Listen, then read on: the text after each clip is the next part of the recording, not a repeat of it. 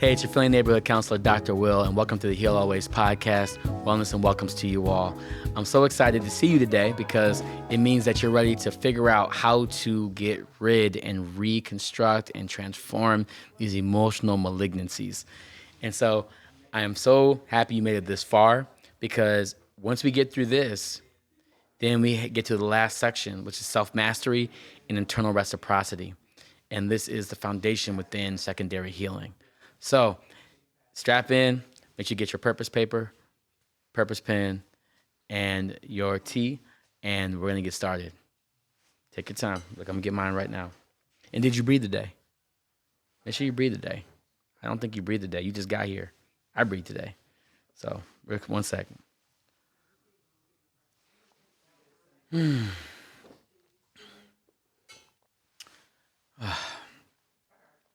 So, let's get into this.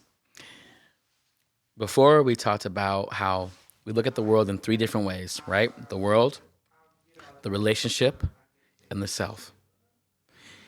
In that world, we have the functionality that's needed to grow, to live, to prosper, to daily function.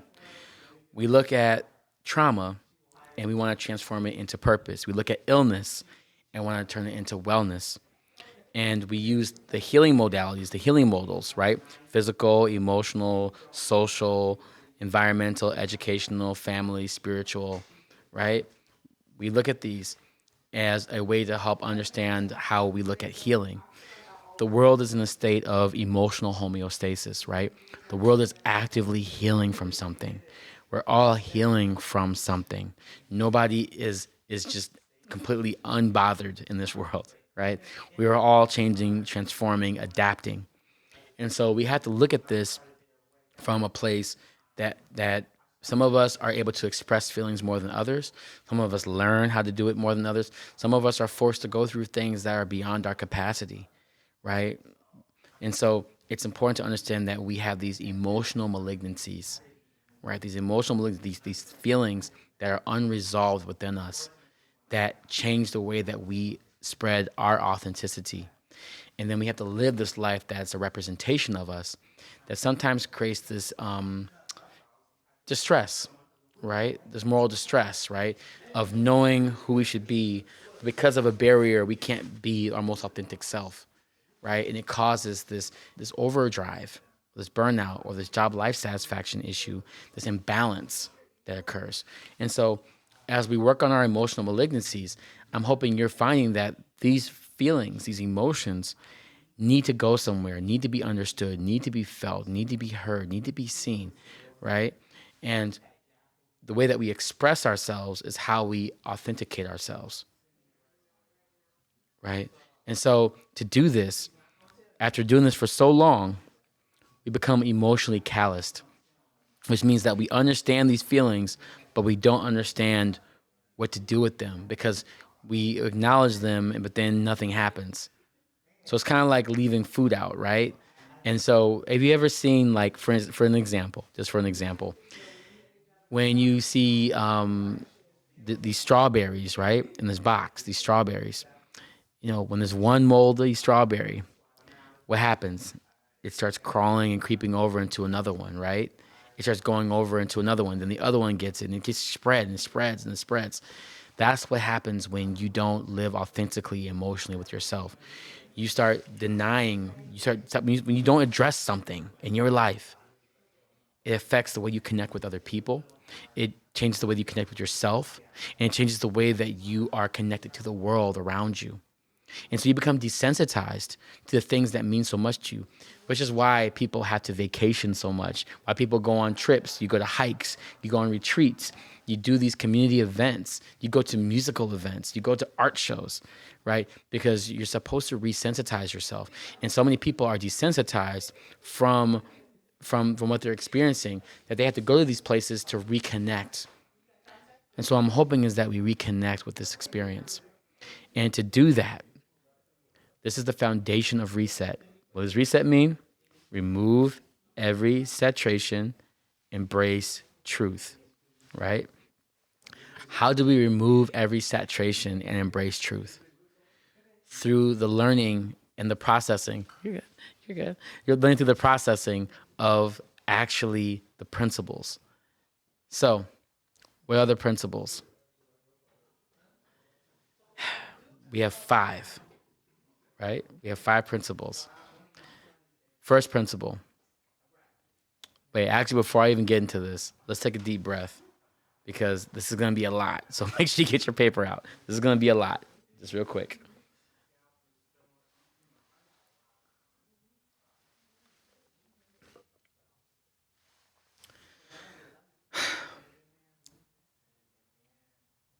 Good?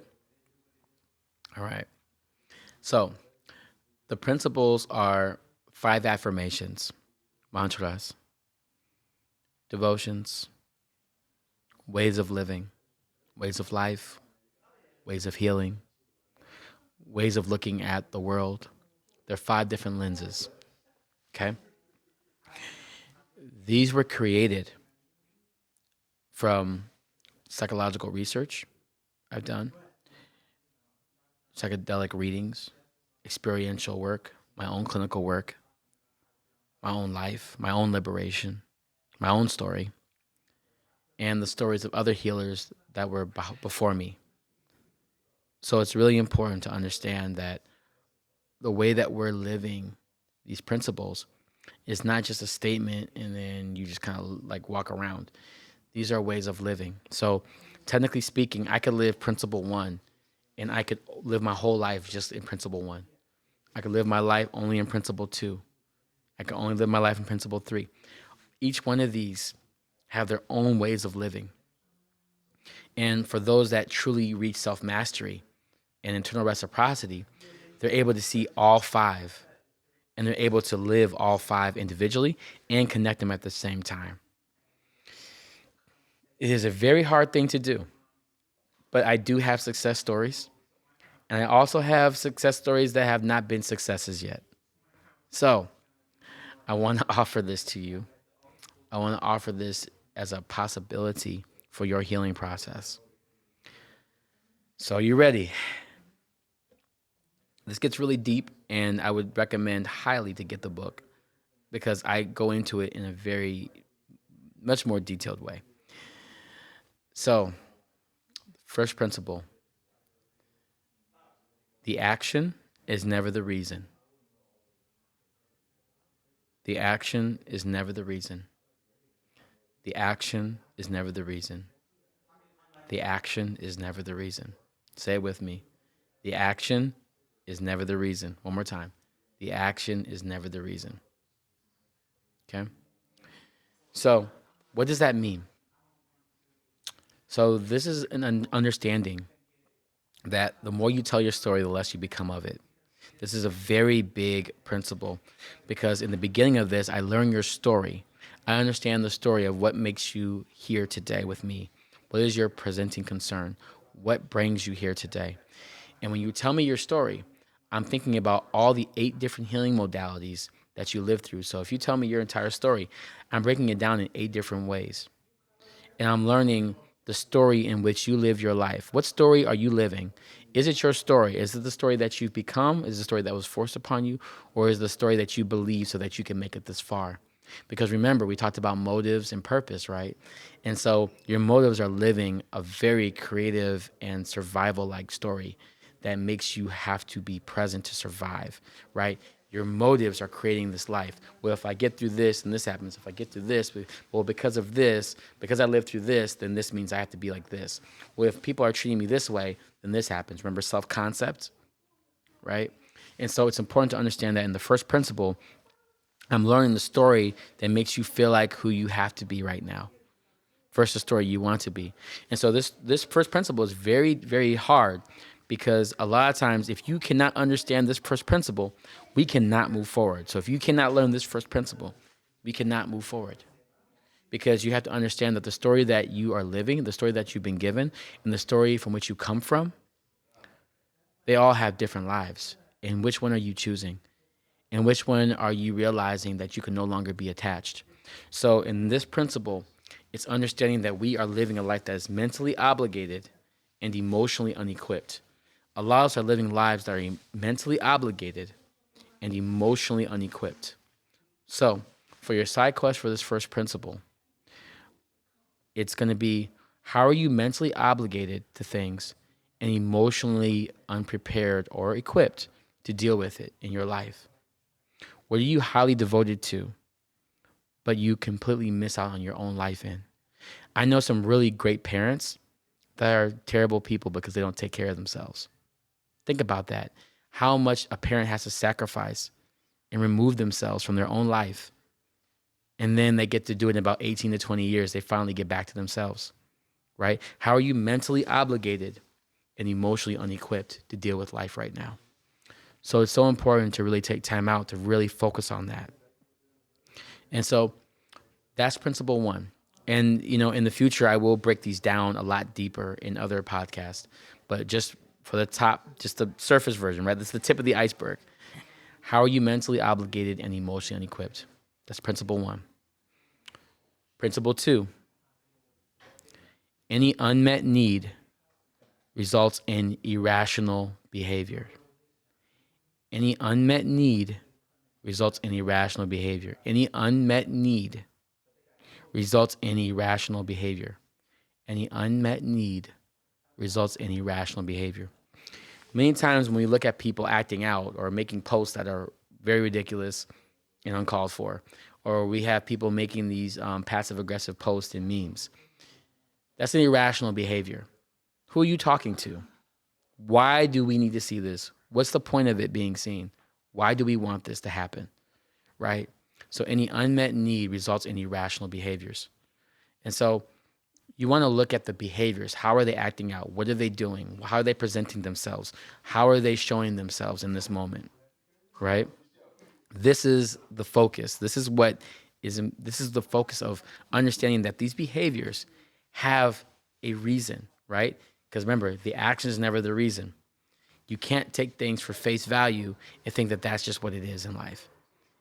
Life is too layered for that. So we have to move to the second principle.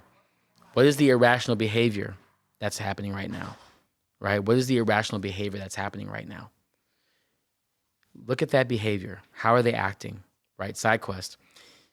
Think about something that someone that you know is behaving irrationally. They're acting in a way that doesn't help and it actually harms you. Right? What do they need? What is it that they need right now in their life? If you could really look at them, they're acting this way, but there's a need, right? Even think about an infant, a child or a toddler that cries out. There's something that they need, right? And unfortunately, as adults, we sometimes make our needs very complex, even though they're very simple, but we act out very complex because it's a very simple need. And sometimes it's embarrassing to say, oh, I was texting you because I was bored. Oh, I keep sending you memes because I don't like being at work right now. Oh, I'm just WYDing you. What you doing? Because the truth is, I'm just embarrassed to really ask you out on a date because I'm nervous that you're gonna reject me. Right? So, what is the irrational behavior, and what is the unmet need of this moment? Okay. Principle 3. Time is a resource used for limitation or application. Time is a resource used for limitation or application. Time is a resource used for limitation or application. One more time. Time is a resource used for limitation or application. So, what makes this so special, right?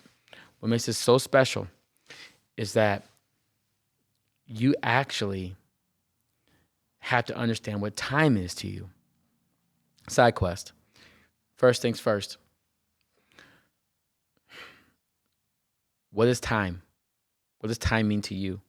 How do you value time? Right? Tell me what time means to you.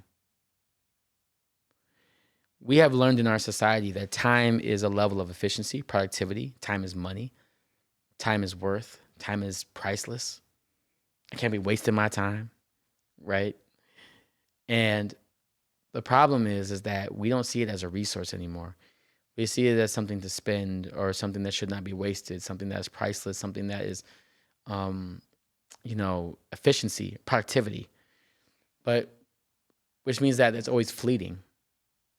So a lot of times people in this world that are not in the healing realm, that are not in the healing space, they see time as fleeting. They see time as something leaving, moving itself.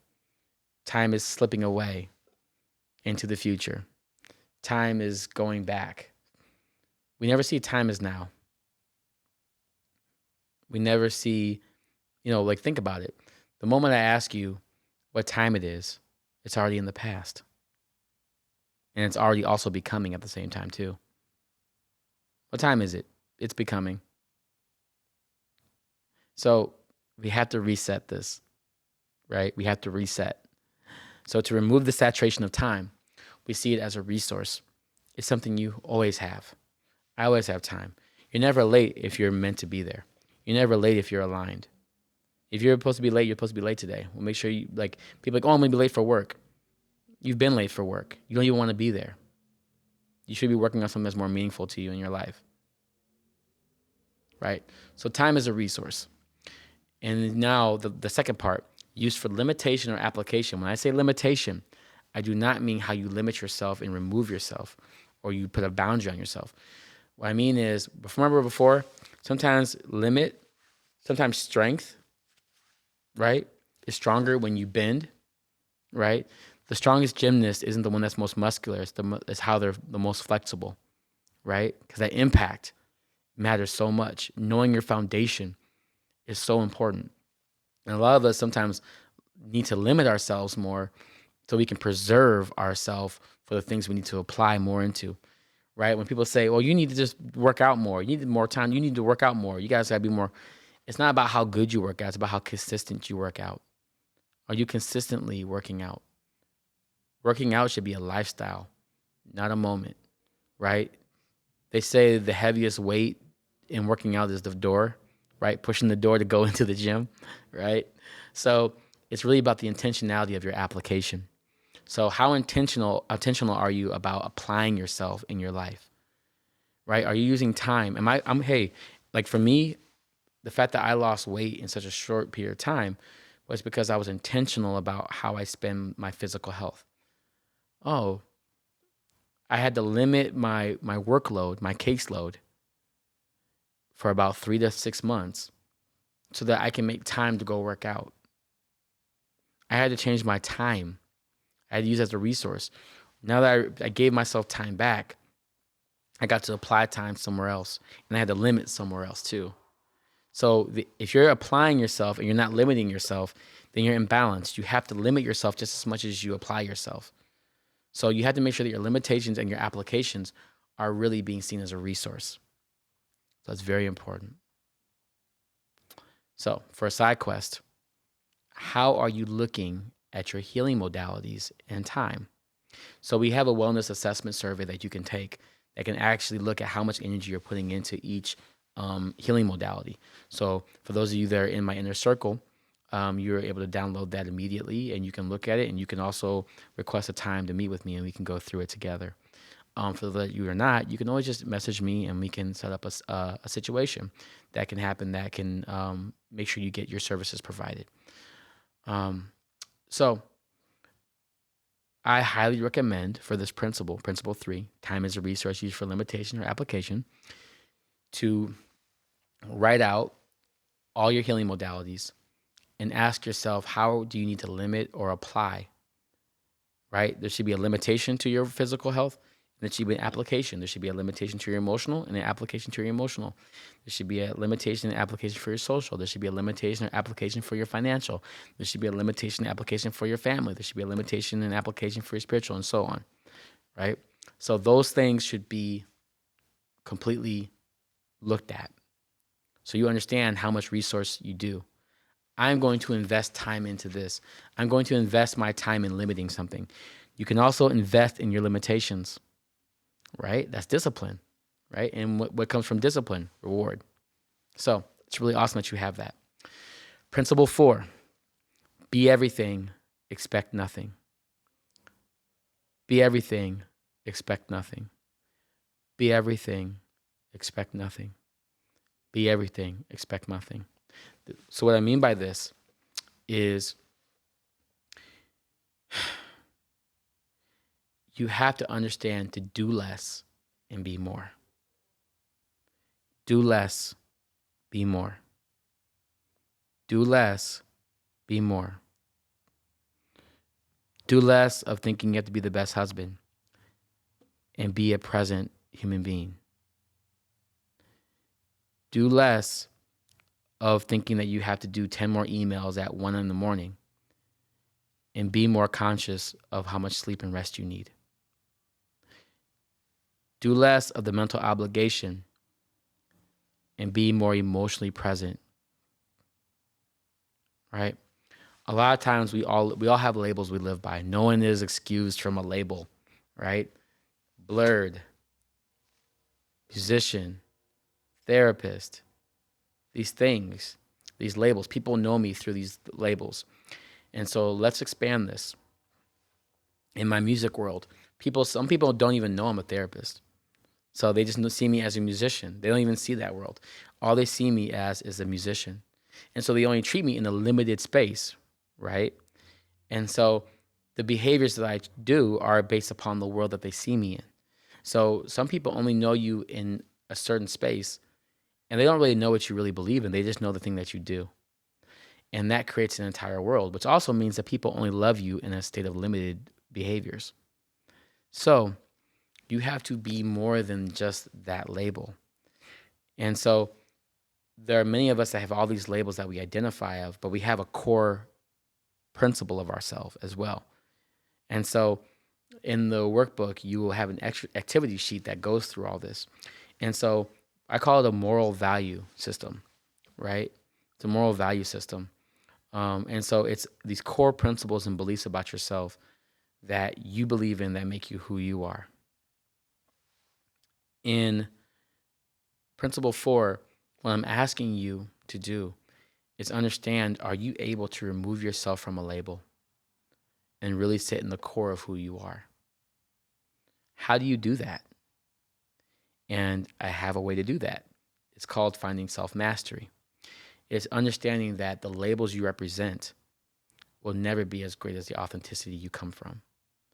And so it's important when you learn to do less of those labels and to be more of your core values, their moral value system, you end up actually enhancing everything else. You become an overflow, which we'll talk about in the future podcasts. So, principle 4, be everything, expect nothing. You're trying to be everything that your labels represent, right? You want to be everything that your core values hold, right? The truth is, if you can truly be everything of your core values, your moral value system, you can expect nothing. Be everything, expect nothing. You don't have to worry about that. Your labels expect performance. Your labels expect productivity. Your labels expect goals. Your labels expect objectives. Your labels expect outcomes. Your core value is more about the state of wellness in your life. You can't say protect your peace and you don't even sit in your own peace. You're so focused on protecting it, you're not even sitting in your peace.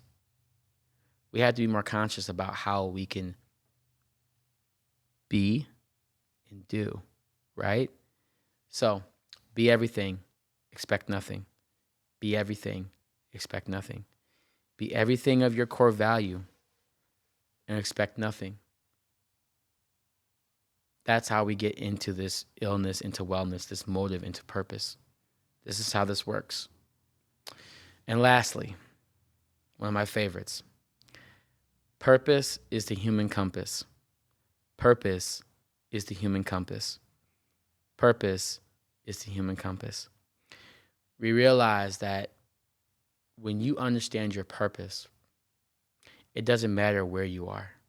It doesn't matter what environment you're in, what space you're in, what relationship you're in. If you really understand your purpose, you're truly unbothered by the way things move in life because you know what is worth you and what is not worth you. And I think that's one of the hardest things about this is that many of us are living purposes that are actually motively driven. We need to be purpose-led in this. And so how do we know? When you understand that purpose is the human compass, side quest, the goal here is, what do you want to be known for? What do you want to be known for? Remember when Watts came in, right? He said his purpose was truly about encouraging others to show that it's possible. That's a beautiful purpose. The motive would be, why don't people see me doing the work? Why don't see me worrying about doing now? I have to get this set up now. I got to get this thing working right now. Why don't people see this? Why don't people understand this? Right? That would be motive, right? Trying to really make people see you as the person, the podcaster person, right? Watts could have been motive, like truly in the label that he came in with. He could have been like, I need to be seen. I need to be in the podcast. I need to do it myself. But then you realized, oh, I could be teaching other people to do this. Oh, it wasn't about being in front of the camera. It was about showing that anybody can do this. I can encourage anybody to be what they need to be. In doing so, it changed his time. It changed his behaviors. That felt like he had to go all out. And it allowed him to trust himself and rewrite his own story. That's principle 1, 2, 3, and 4. And now he's living 5. He's more focused on who he is rather than who he's not. He's focused on, what is it? Principle 4, say it. Being everything he can be for himself. And he's not expecting what comes to him. He's not chasing, he's attracting. When you're in your purpose, you're not even, attracting isn't even, you're just happy that things are just going the way they're going. So this is a beautiful moment, because when you live in purpose, you get overflow. Overflow is, actually, I'm going to pause that, because that's actually for the next thing, because I need you to understand that these principles are so important. So I know this is an overload. So let's take a quick load break real quick. Just real quick.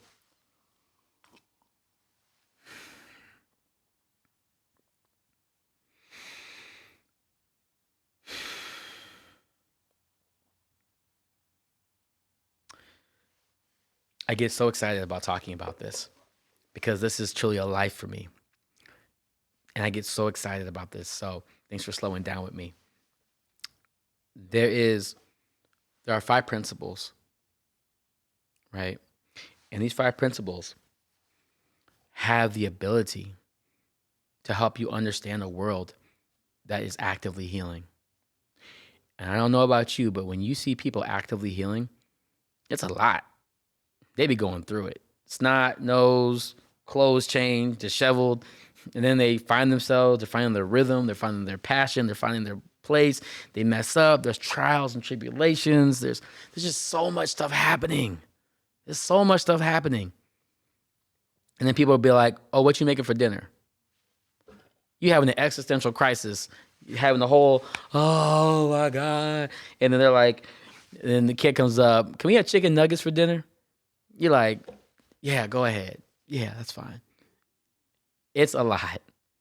And I want you to give yourself some grace, because these principles are going to help you redefine how you flow through your own world, how you're going to flow through your own world.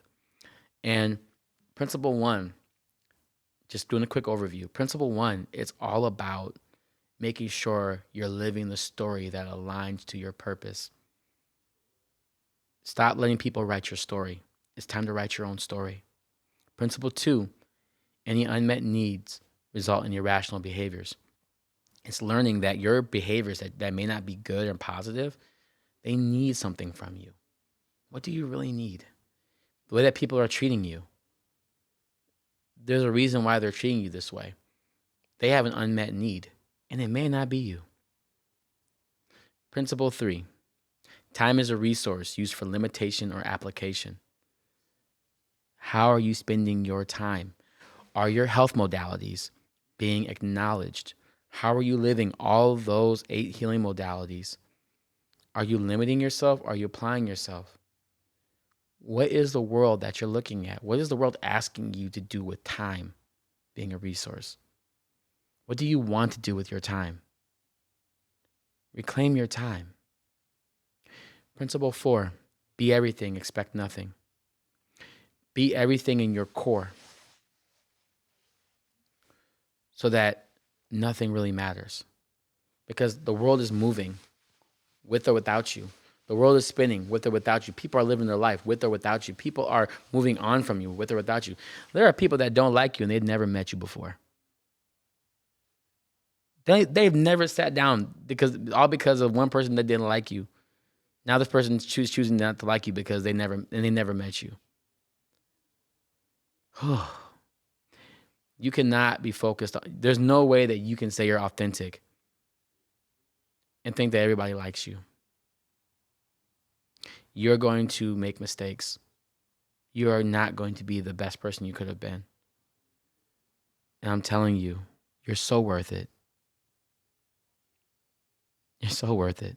You really are.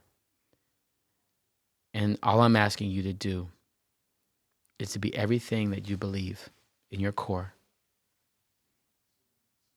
and expect nothing in return.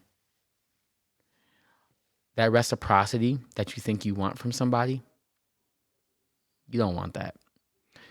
Why would you want something from somebody that you don't even really truly respect and you don't even invest in? Sometimes you really want is reassurance.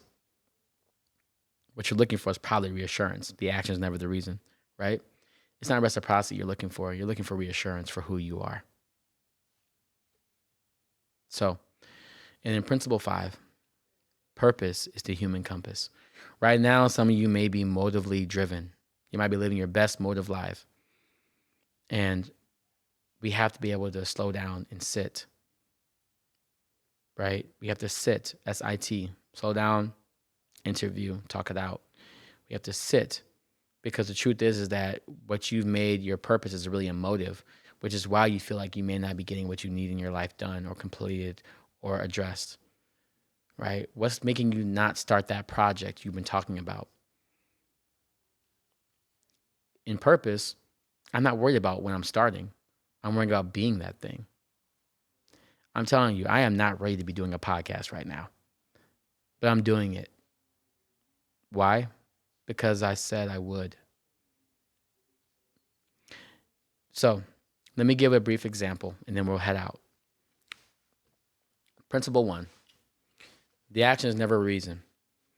I realized that when I was in my undergrad, I wanted to be a dentist because I believed that, if my brother's a doctor, then I could be a dentist and we can have a practice together and then we can be brother Dr. Washingtons together and this would be great, right? They're real respected. The action of me wanting to be a dentist was not really the reason. The action was not the reason. I wanted to be respected in a space where I felt like I could be like my brother because I look up to him so much. I love my big brother so much. I wanted to be just like him, but I wanted to find my own way to be like him, but not like him because my brother is such a great inspiration. He's an amazing guy. I love him so much, right? And then I realized my irrational behavior, principle 2, was I was doing a major in classes that I was struggling in, and I was stressing myself out, staying up late, working hard, just struggling, like just miserable, working so hard. But then I had music to kind of help balance that out, so I didn't feel that bad. But the unmet need I was needing was being honest with myself about someone supporting me and saying, hey, you don't need to be a dentist. Try something else. I had fear. And so my emotional malignancy was fear. So what would happen is that my fear would react by making me push harder and work harder, be more helpful. And then I'd rationalize thinking, I'm not tired. I'm just working hard because this is what it takes to get to the next level. Then I have shame or guilt when things wouldn't work out, and I would be so ashamed if I didn't make it or not. And my shame and guilt would make me have fear, and that fear would make me have the irrational behavior, right? And then I have resentment, being like, why don't people see how hard I'm working? Why won't I get in? Why don't they let me into these programs? Because I didn't have the grades. I was struggling, right? So I had resentment, but really I was mad at myself for not having the outcome and the product because in principle 3, my time was so focused on productivity and getting good grades, I wasn't thinking about my wellness. So I was ruining my body and my mind, stressed out. And then I have regrets. Well, maybe I should have did better. I should have done this. I should have, you know, and it wasn't until I addressed my fears, right? Be everything, expect nothing. Principle 4, looking at my core value, what I was actually good at. I took one class in psychology and I didn't struggle. I did well. I learned it once and I got it immediately. I focused on how I have fun when I learn. I feel good when I learn. I feel challenged and I think of being creative when I'm learning something.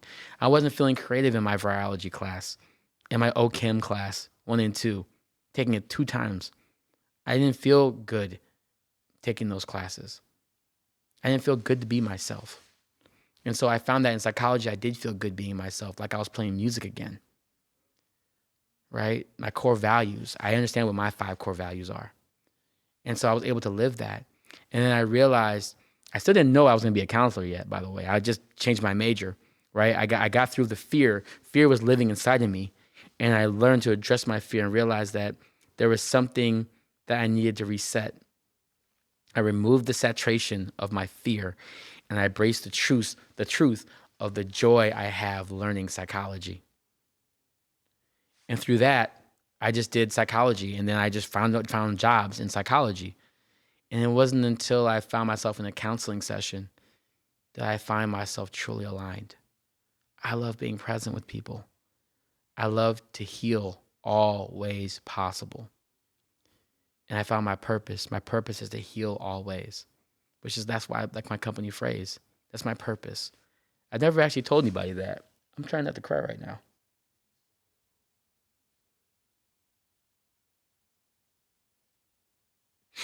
Um, that's what I do. It's why I do this. I learned that I had to heal myself all ways possible. ALL. I changed my physical health, my emotional health, my relationship health, my financial occupational expectations, my environment, my family, my spiritual health. It all connected. And so the best way to help yourself is to help someone else. And so I've learned that through helping other people, I found myself. I learned through connecting. That's why music's so important. Music is my bridge to connecting to people. This is what I do. And so I learned that through helping people see themselves, I see myself. Because I am you, you are me. We, right? It's collectivistic healing. It's secondary healing, right? To help you see you helps me see me. Secondary healing. So, heal always became my purpose. That was my human compass. And now I'm at it in a place where I don't question myself anymore. I'm not afraid. I don't have fear anymore. My fear is an invitation, not a discouragement or a barrier. It's an invitation to grow. And now you have that opportunity now too. So you see how I went through principle 1 through 5, how I addressed the emotional malignancy in the second principle, right? Time, I used the healing modalities. 4, I focused on my core values. What are the things that make me who I am? Here are my labels, but these are the things that make me who I am. And then 5, understanding that my purpose is a human compass, which means that I have to learn how to make heal all ways a lifestyle for me. How can I make sure that healing is a lifestyle? Oh, by being a therapist and by helping people and creating programs and teaching healing. That's how I live my purpose. And it's another type of energy that is out of this world because it's all me. It's my authenticity at its most expressive state. You have the power to do this too. Watts did it, right? He's living his purpose. So I hope these principles are going to help you unlock your purpose. These principles will relieve you from the emotional malignancies that you may be experiencing. And I hope that these principles give you a new way of guided meditation, mantras, finding ways that can help you understand the world that may not understand you because the world is actively healing, right? Emotional homeostasis. So my side quest for you today is to go through these 5 principles, really write out what they mean to you, write out how it all connects, and ask yourself, what do you want to be known for? be kind to yourself, and heal always.